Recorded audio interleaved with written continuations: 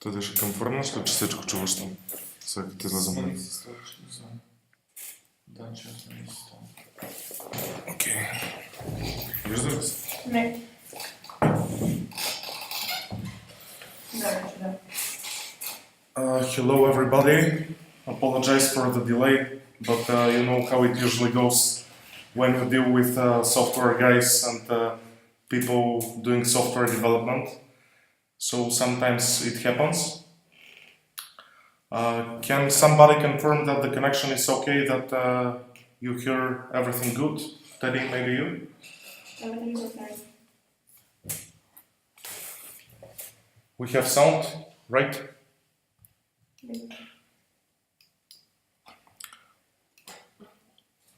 Okay, great. So the purpose of this AMA session is to get in touch with the community, to see what people are interested about in regard to Open Source University project, to try to provide some answers about the most frequently asked questions, and to, of course, say hi to the community. So, first of all, it's three of us here.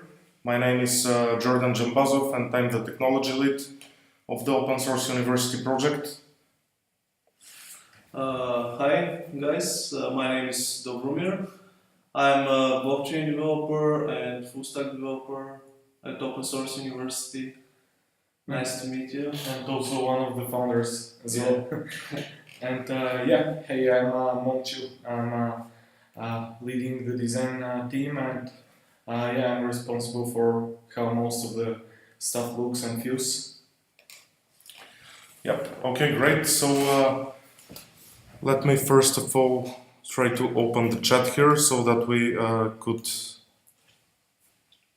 get in touch with you guys. So feel free to ask any questions in the chat, and we'll be answering them. First of all, maybe I can start with a quick pitching of the Open Source University project, so that anybody who is not familiar with our concept and about our vision of revolutionizing how people get education, how people store certificates on the blockchain.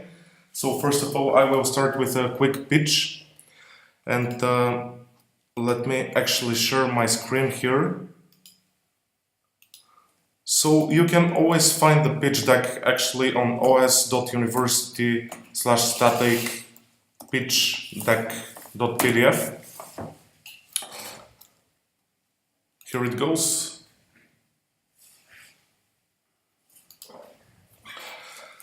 Okay, so Open Source University, it is a decentralized, distributed platform which we pretend to be the world education and career development ledger, which is powered by EDU tokens. And one very big and important part of our vision is this wonderful quote of Alvin Toffler, which says that the illiterate people of the 21st century are not going to be those who cannot read and write, but those who cannot learn, unlearn, and relearn. And this is how we're going to solve these issues. So our platform is a platform based on blockchain for collaboration between academia, businesses, and learners. The concept is pretty simple. Academia issues certificates, stores them on the blockchain, and points those certificates to specific learners. From those certificates, we extract metadata about people's skills, and then we match those people with the right businesses. So that's a very high-level overview of the Open Source University platform. What are the problems currently? So first of all, the dispersion of content. A lot of people have different learning path, different career path, and all this information stays unorganized, and people lose their skills. People have their knowledge floated around everywhere without any organization.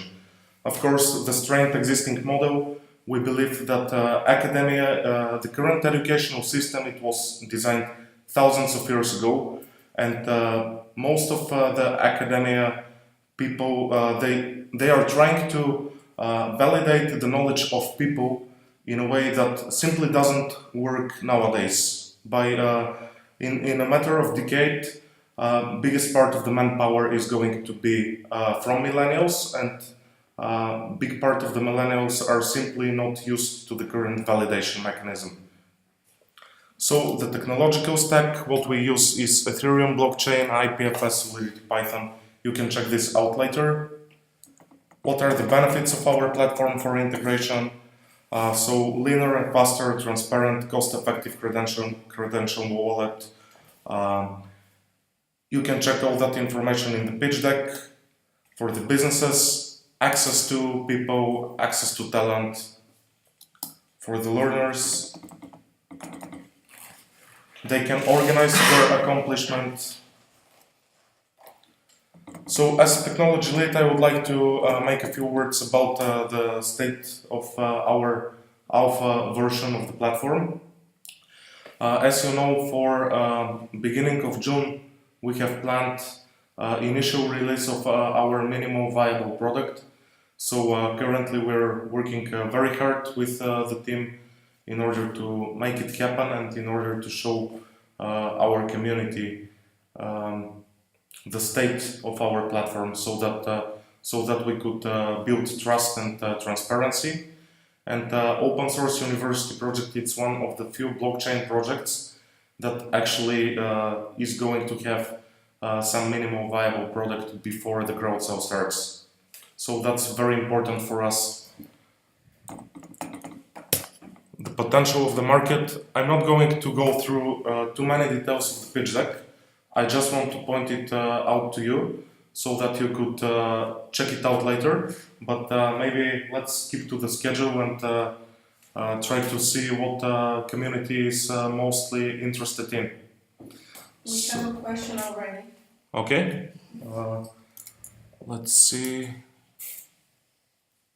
Let me first. Let's see what are the questions here. So Alex Tet is asking, I was wondering if OS.University will just be focused on tech-related courses like Bit Degree, Life Edu, or is it going to incorporate a wider range of subjects? So the answer here is that we are developing a protocol, universal protocol for giving certification. And because the origin of the protocol is universal, that's why we're going to support pretty much any sort of certification, from online courses, from standard academia, from even off-chain and offline educational content providers. So the answer is no. We're quite different than Life Edu, we're quite different than Bit Degree, we're quite different from Coursera, Udemy, edX, etc. So the purpose of our platform is actually to provide the capabilities to exactly these people, to Coursera, to Udemy, to edX, to Bit Degree, to Life Edu, to allow these people to certify other individuals and have that data immutably stored on the blockchain. So we're something completely different. We're a platform for collaboration between businesses, academia, and learners. So thank you for the question, Ted. Okay.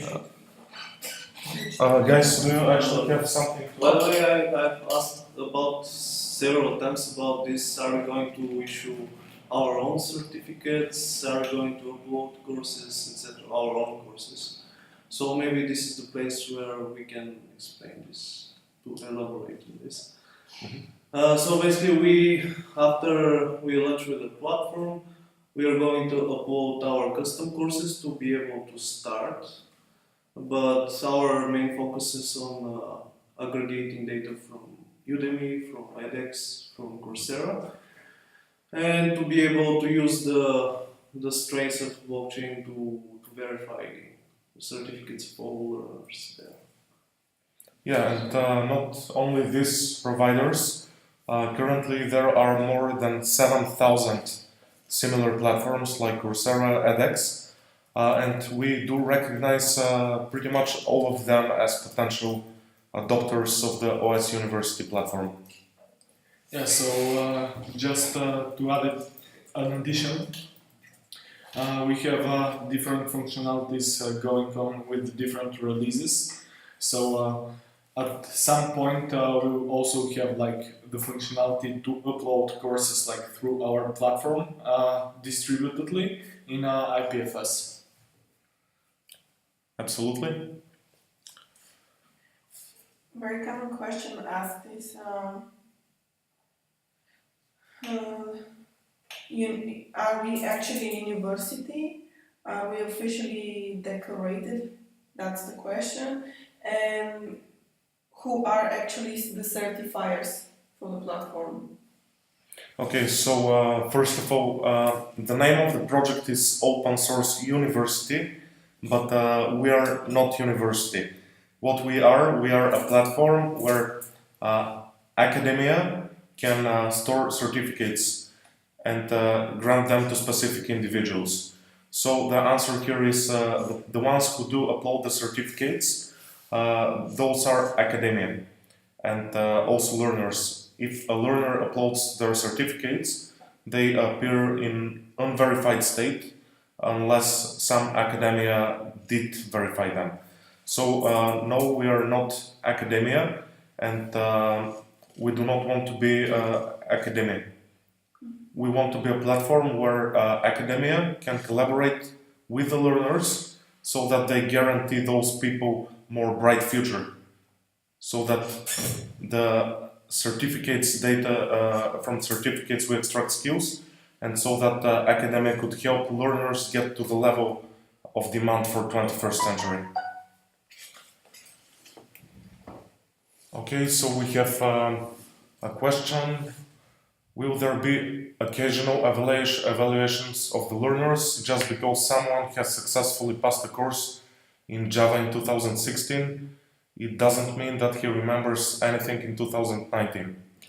That's absolutely right, and what we do believe is that the biggest validator in the world, the biggest validator in terms of knowledge is the business. That's why it's a very important component of our system, and if it can be very easily traced. For example, if somebody did graduate Java in 2016, and you have also his work experience stored on the blockchain, you see that through our platform he did have interviews with potential employers, and you see that this guy pretends to be very talented, but nobody wants to hire him, then probably he's not the best Java developer, right? And vice versa. If you have a candidate who did graduate some Python course, and you see that businesses are constantly inviting this person to interviews, that they're bidding higher in order to hire that guy, and you see that he's active, like he's constantly refreshing his data, then this is some sort of verification. So the answer here is like we don't have a mechanism so that you could refresh your skills, so that you could pass some sort of certification once again. But the biggest verifier is actually the business. And something else that is worth mentioning is that some of the certificates might actually expire. So if this Java certificate has some expiration date, and it is issued only for, let's say, for 3 years, then we're not going to take it into account into the calculations that we make. So thank you for the question. Teddy, can you tell us some of the most frequent? Yes, there was a question in Telegram about how much is the vesting period of the tokens. Okay, so the team tokens, they will be vested till January 1st, 2019. The purpose of this vesting is, of course, to protect our investors and just to make them be sure. So team tokens they're vested till January 2019, and the other tokens, like investor tokens, people receive them right away from our smart contract. Okay. Another question is, thank you guys, this sounds like an amazing project, wishing you all the best in your ICO. Will these courses be available in all regions? Absolutely. So that's the purpose of the open source university platform. Currently, the standard educational system it is castled. As I previously mentioned, this system was designed thousands, 100 years ago. Universities, those were some cities where only the rich people could afford to go. And even now, if you look at the standard educational system, people have to pay hundreds of thousands of dollars, like for MBA degrees, for engineering degrees, and even after they pay that much money, the system still doesn't work because once they get out of university, their knowledge is so drastically outdated that no business wants to hire them. So our vision is to make this educational content open, available online. We would like to connect together the online course providers, the businesses, and all the people from all around the globe, from Europe, from Asia, from Africa, from North America, South America, everywhere. So that's the goal of the Open Source University project. Maybe Dobromir should answer. What will be the functionality of the alpha and when it's going to be released? So basically, we need to store courses to be able to issue certificates, to be able to onboard new learners, and for now we are focused on the main functionality. Let's say for the MVP, because the crowd sale is almost here. So It's knocking on the door. It's knocking on the door, yeah. And also job listings. Job listings, yeah, exactly. And also something else about the skills. By storing all this traction of learners, we are also aiming to give more power and confidence also in hands of business, to be more confident to hire specific people for specific positions, not to just to guesstimate or guess if someone is a right fit for some position. I wanted to add this. Mm-hmm. There is a question in Bitcoin Talk. What is the location of the university and in which countries those diplomas will be accepted? Okay, so first of all, the university doesn't have location because it's a distributed system. So when we refer to open source university, we mostly refer to bringing the principles of open source development into the standard educational system. Because as I previously mentioned, it is castled and it needs to be opened. And this needs to happen from the bottom up. So it needs to happen by massive adoption of new learners, by people starting to recognize this protocol of distributed knowledge sharing and giving. And this whole concept, it doesn't have location. So if we speak about location, about where the project development is happening, here we again have a distributed team of advisors, of team members. So for example, the project lead Christian Daskalov, he is based in UK, London. Me and these guys here, plus some other team members, we are based in Sofia, Bulgaria.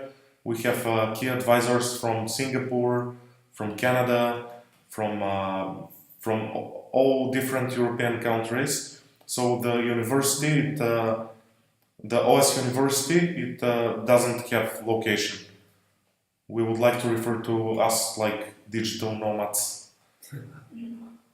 There is a question by Christina Getova. She is asking, what will you do if in a few months LinkedIn announces their own cryptocurrency and take over your idea? Okay, so if LinkedIn announces their own cryptocurrency, we'll be very glad because this will be a very good validation of our concept, and it's always we're always glad to work in highly competitive markets, right? So if LinkedIn announces similar project in a couple of months, then this will be a very good validation of all the work that we're doing since 2015. How about the idea? I mean, she's asking how we are going to compete with that. Okay, right. So the way we're going to compete with that is like we do have the benefit of having this startup culture, right? So being a startup allows you to compete in a more flexible way, right? And to move faster. To move faster, yeah, and yeah, that's my answer here. So if LinkedIn, let's say, announces similar project, we're going to move on. And we are also developing network of advisors and business developers. So basically, we are working on the marketing.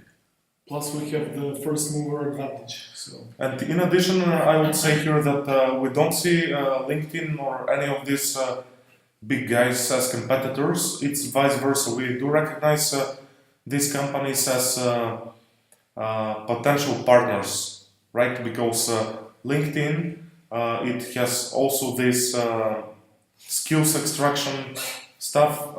They're currently lacking the traceability of verification, because their system is highly centralized, right? Which has some benefits, but it also has some downsides.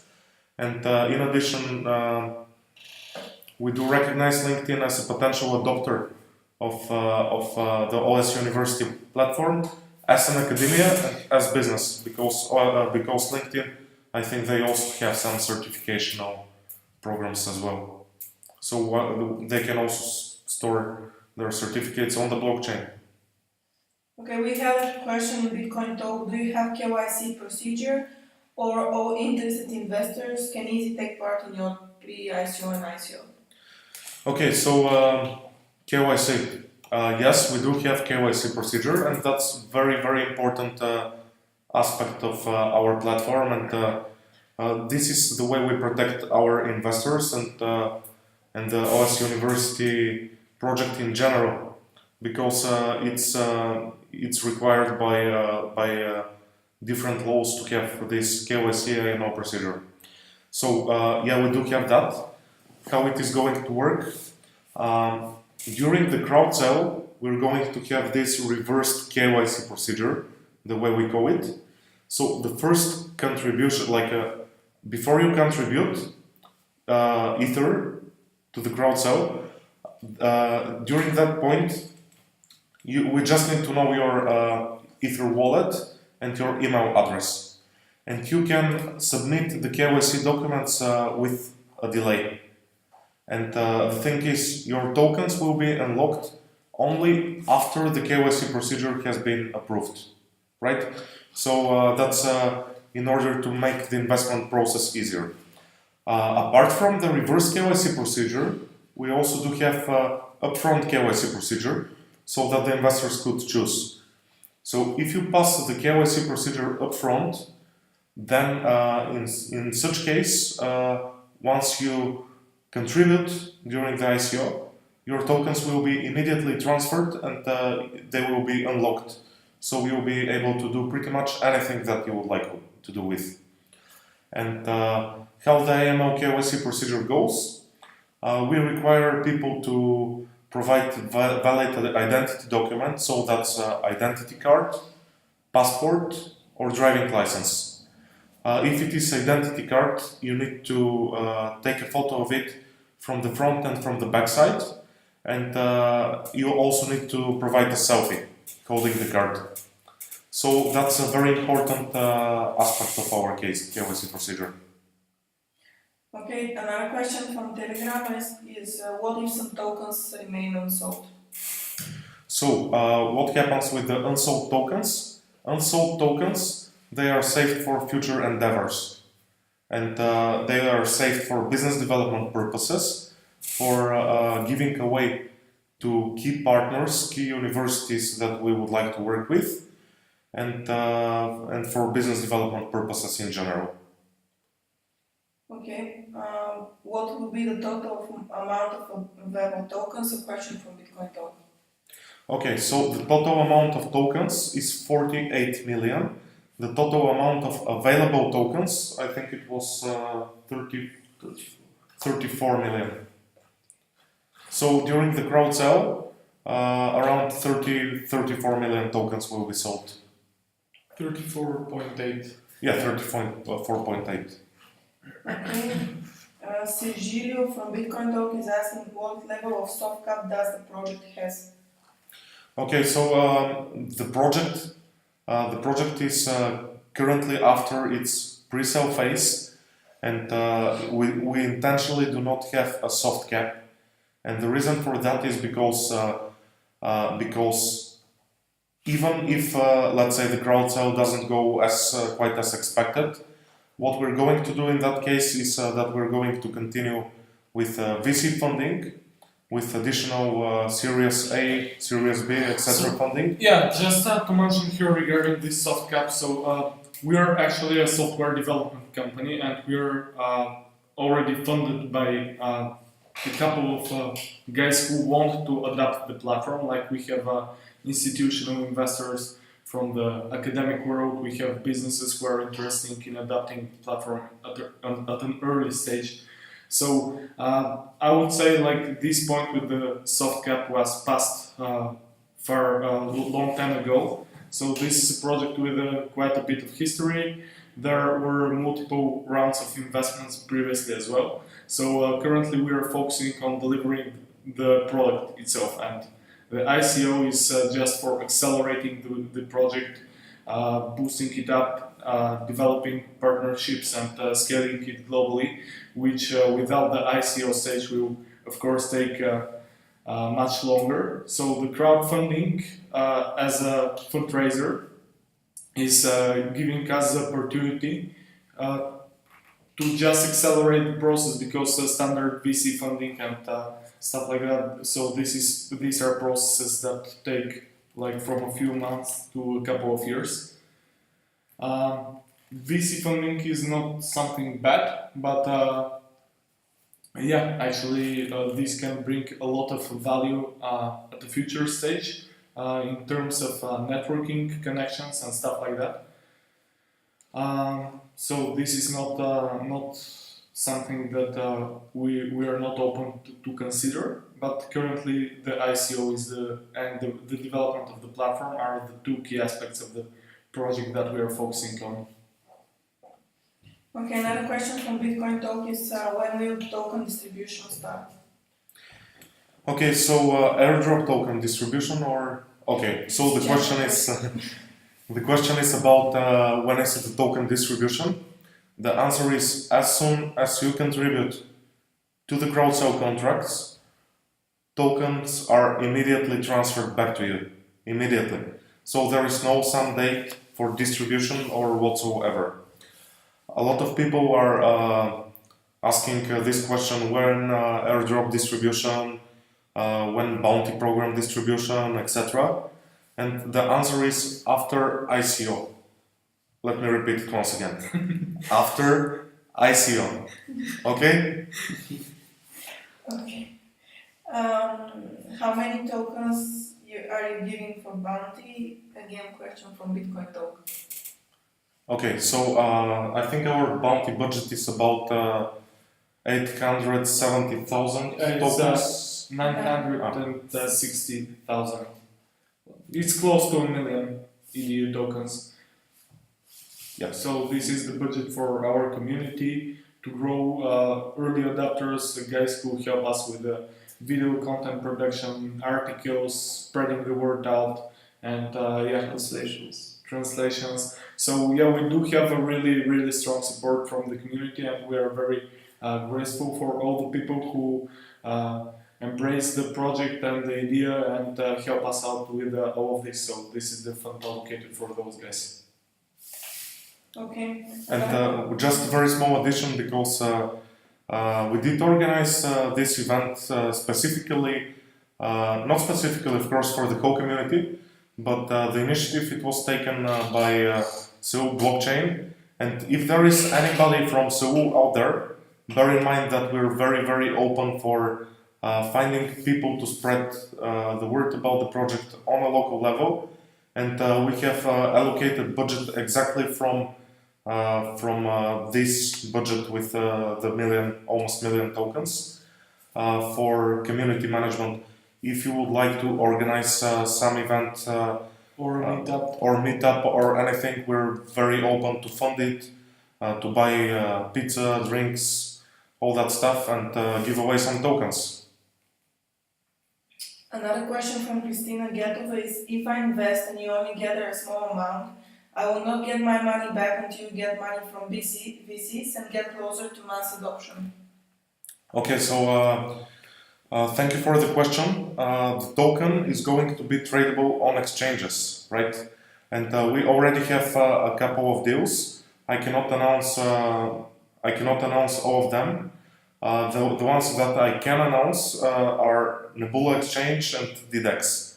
Currently, we're in touch with some other people, some other exchanges. So if you get tokens, those tokens will be tradable on exchanges very soon after ICO, right? So you don't have to wait for VC funding, and I would highly encourage you not to do so, because it's only an idea, right? And we don't have, we didn't take the steps for that because we don't feel it's needed. Yeah, we so are far. currently not considering this. Jordan just mentioned it, like. I just gave an example. I mentioned it because, crowdfunding, it's a very important aspect of the OS.University project, yet not the only one, right? And that's why we don't believe putting a soft cap on a project makes too much sense, because, as I mentioned previously, the research is happening since 2015, and we're maintaining the momentum there without crowdfunding, right? And if you make a bit more due diligence, then you probably understand that if we're investing in this project for 3 years, we'll probably keep on doing that. Okay, we have another question from Bitcoin Talk, and it's, will you still develop your platform even with low-raised funds? Yes. So again, the question, will we continue to develop with low-raised funds? Yes. As I mentioned, we are a software development company, and it's quite a big advantage actually, because other ICOs, they're not backed by a software development company, and they have to pay blockchain experts, Solidity developers, and pretty much learn how to do software. And we know how to do software, and we have to learn some other things, right? So we have to learn how to do marketing. But I believe it's better to be a software guy and learn how to do marketing than to be a marketing expert who makes ICOs and learns how to build things and how to write quality software. And also something else which is very important, that we have a really hard-working team from the group. By developers and marketing experts, etc. So we are not in need to gather blockchain developers, full-stack developers, and after that to form teams. Yeah, so we are already working as a really good team. We are working smart, we are working hard. So we did get the part with the low funds raised. We got that feedback from I think the Wings community, they were referring to the very weak ICO environment. Indeed, last year was much stronger for ICOs, and actually we believe that we'll be able to raise enough to accelerate the development of the platform, and as far as we advance, things are going to get better and better, and tokens they can be offered on the platform as well. So definitely this ICO stage, which is in the upcoming month, is something that we are actually not so pessimistic as the Wings community, for example. Like the funds raised there will be more than enough to kick off the project like really well. Okay, we have another question from YouTube this time. How you validate the academic institution's value proposition? Many of the online courses out there offer dubious content To their customers. to their customers, should be the question, yeah. Okay, so again, the validation of the quality of academic content, it is again going to happen in the nature of distributed systems. So if you see that there is a high demand in a specific course, if you see that the course is rated very well by the community, if you see that a lot of people are trying to get that content, then this is obviously a positive validation. And vice versa. If you see some academic course that is low rated, that nobody is interested in, that is trying to sell some product instead of giving value to the people, then obviously this is a content that's bad. When we speak about distributed systems, everybody pretty much can upload anything on the internet, and this is how internet works, this is how blockchain works. Like, you cannot stop people from uploading crappy content on any platform. But what you can do is instead try to find mechanisms to filter this crappy content. So what we're going to adapt in the platform is filters that allow to low rank the crappy content and instead put on better positions the good content. Okay. I think we have answered this question. Again from Bitcoin Talk, Cabbage 55. A promising project, even though I think it will be difficult to create a university from scratch. What about international students? Will they be able to pay for education in fiat? And which languages does the university platform support? Okay, so the answer here is that once again, I would like to make it clear that Open Source University is a platform for collaboration. It's not university. We're trying to make universities better. So the platform, it will be accessible on all the languages, so people will be able to upload content in pretty much any language. Bulgarian, Russian, English, Chinese, Korean, anything. So this is an open platform, and when you have an open platform, what you do there is that you openly let the people put content there. And again, you don't have control over the content that's put in, because that's how blockchain works. And the purpose is we would like to create this basis in a way that is open for all the people without their language, race, religion, etc. So it's open platform, and that's how it works. Regarding fiat payments, beta? Yeah, in beta we discussed with the team, so fiat payments will be in beta version, beta release. For now only crypto, because the project was initially developed as a crypto project, so it's normal way of work, I think, something logical. Something else, we have also mechanism to onboard learners before academia itself, so basically in this way we are proactively approaching also big academia institutions. Yeah, and also integration of fiat payments will enhance mass adoption. Mm-hmm. We have a question from Bitcoin Talk. The project goes towards education and certification for learners. companies will have the option of matching employment based on smart contracts, a new step of mankind. But for better efficiency, the platform must have a partnership with a large number of companies around the world. Specific ways to solve this problem? Okay, so how we're going to, what are our business development strategies in order to attract big businesses, right? So here the answer is quite simple. Go to pretty much as many businesses as possible and sell them the product. So the business development strategy is that simple for adopting more businesses, and we're sure that once big businesses start to understand the benefit of this platform, this process will accelerate because it is exponential function actually. So the more businesses you adopt, the bigger number of businesses you adopt next month. It's exponential function, not linear.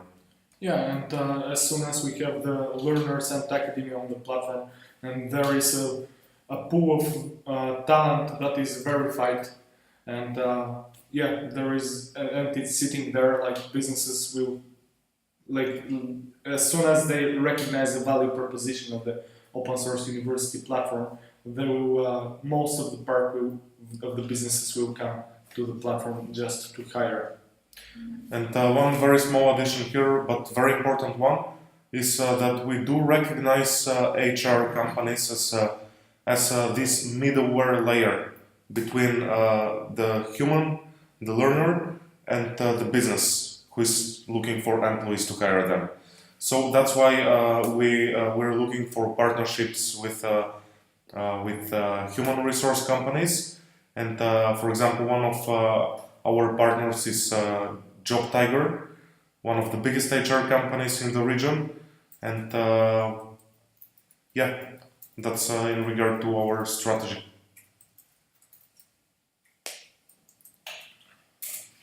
Okay. We have another question.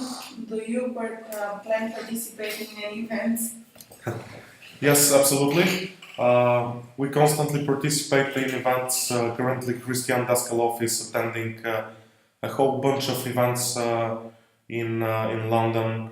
On 30th of May, we're visiting Bucharest. Yeah, actually we have a very tight schedule in regard to events. So we have pitching presentations here in the like on the Sofia crypto meetup. We have some events in Amsterdam. We have events in London that we're attending. We have also in the Baltic region a couple of events that we're going to visit in June. I think we can post an update with the list, and we We'll already have them on the website. Yeah. We might need to update like the info there just to have the full list, but yeah, we are very active in terms of events. We're spreading out the world. We visited a couple of events worldwide as well, and yeah, we'll do. Yes, so answer here is definitely yes, and what I would suggest is that all of you actually join Telegram, join our Telegram announcement group as well. Follow us on Twitter, on Facebook, and we're usually trying to announce about these events upfront. So we're reaching out to people, and we're like, hey, we are going to visit this and that city in the coming weeks. If you're around, just let us know, and we can have a coffee or beer. Or if you are coming to Sofia, you can also just say, hey guys, we should do this and this. Like, we are very open to the community. We can organize a meetup. Actually, we are planning to do some open source university meetups, and we'll start from Sofia, and then we'll upload some information on how this can scale. And if you guys are interested in that, we can help you organize a meetup for open source university in your local community, and help us spread out the word. So this is in terms of events something that we're planning to do. We have another question on Bitcoin token. It's what's the purpose of the EDU token? Okay, so the purpose of the EDU token is to allow, it's one of the main units of operation of the platform. So this token, it allows people to transact not only financial value, but also to transact knowledge-based value. So it is a token that allows us to store people's certification and allows direct interaction between the parties. The platform is also going to operate with other cryptocurrencies, but those cryptocurrencies, they will be charged the commission of 5%. And the purpose of this commission is to buy off EDU tokens so that we could burn them and have a deflation mechanism. Because this way the value of the EDU token will grow. And one of the other reasons for EDU tokens is that currently there are all sorts of tokens, but there is no token specifically used for academic purposes and for knowledge purposes. And EDU token is going to be the standard for exchanging knowledge-based value. And also it is a utility token, so this is something that grants you access to the platform, and there are some functionalities in the platform that can be used only with EDU payments. Also, something important is that currently all those universities they use some sort of coupons, voucher systems that can be actually automated with tokens, and the value of a token is actually that you can keep it in a smart contract and preset certain conditions, and those can be executed in a specific time, or you can also pay, like you can fund educations through different type of scholarship, like applications are of the EDU token, and its usage like they're limitless. Including gamification of educational processes. Think of it like if your child doesn't want to write their homework, and then you give them away 5 EDU tokens if they do. So it can be used for gamification purposes as well, and that can happen through smart contracts. Okay, so far those are all the questions. I think we've answered them all. Okay, great. So thank you everybody who is attending the event. Thanks to everybody who did ask a question during this AMA session. It's highly appreciated. Don't forget to join our Telegram discussion group, where we're going to be very active, especially in the coming month. Don't forget to follow us on Twitter, to subscribe to our YouTube channel. We're going to provide more and more video content so that you know how we're advancing with the platform. And of course, stay tuned for the crowdsale on 4th of June.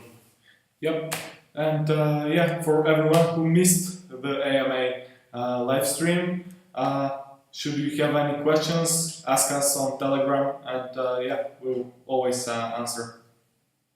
Okay, thank you. Yes. Bye-bye. Bye.